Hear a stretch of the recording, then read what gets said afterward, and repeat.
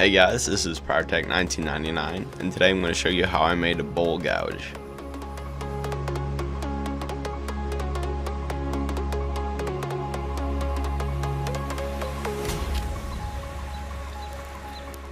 Now I'll start off by squaring up and trying to completely flatten the lawnmower blade that we cut up earlier.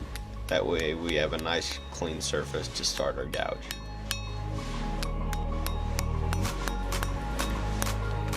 Then we'll flip it around, reheat it, and knock some shoulders into it to start the tang. And the tang is what goes into the handle. And I really wanted to try out that 8-pound sledgehammer that I restored in one of my last videos. So I tried it out here. And to be honest with you, it was just way too big and powerful for this project. I should probably use it more for bigger material, not little blades. So I went and switched back to the 3-pound hammer.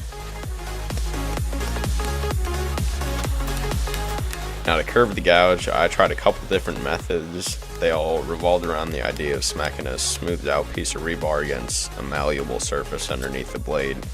And that worked best on the stump whenever it would actually stay on the anvil. But eventually I got it curved enough to where I could just work it on the face of the anvil, and that worked best.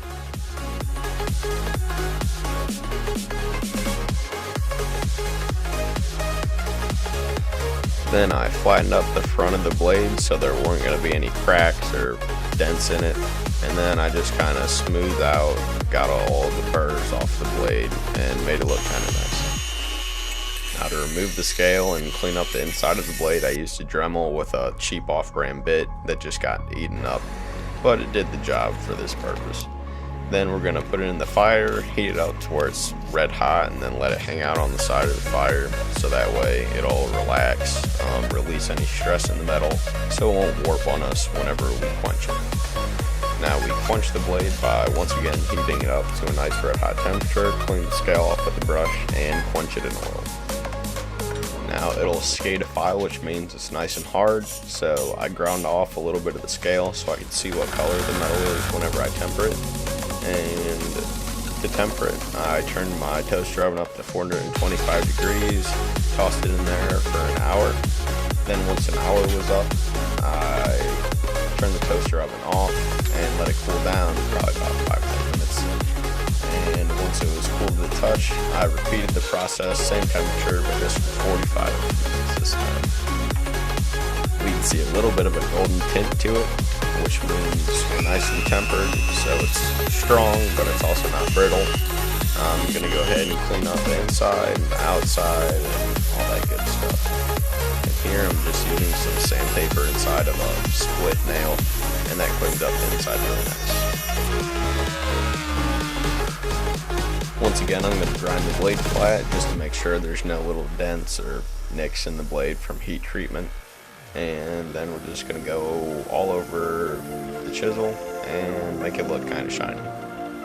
Now if you're wondering why I made a gouge, it's because I actually don't have any good gouges. These are just from Harbor Freight. They're about 4 or 5 inches, so you don't have a lot of leverage. It's not the safest thing, but I've never gotten hurt with it. And they do the job, but they aren't very nice. So I'm just going to rough out a handle shape that I kind of want, and then we'll sand it.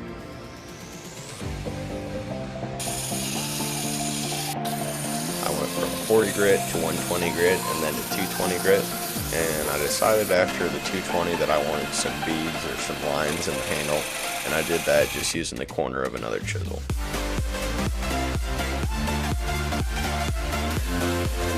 Then I oiled up the handle to make it look nice and clipped it off from the lathe.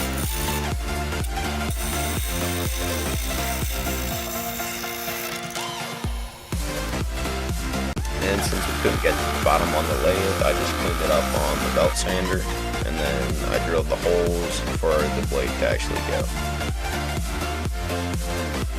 And I use this bit sort of like a milling bit or a routing bit, and I know it's not, but it's a cheap one from Harbor Freight, so if it breaks, it's not really my problem. It actually kind of is, but I just like saying that.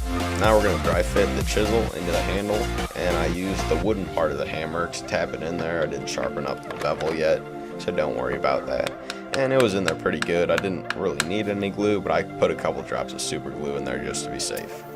Then I put some polyurethane on the handle, and I ended up with 6 coats, but after the first one, I decided I wanted to brand it because it's my tool, so I went ahead and branded it and finished it up. Now after I sharpened up the bevel, I tried it out and it worked great for roughing the outsides of bowls, but the moment I stuck it on the inside of the bowl, it'd catch immediately.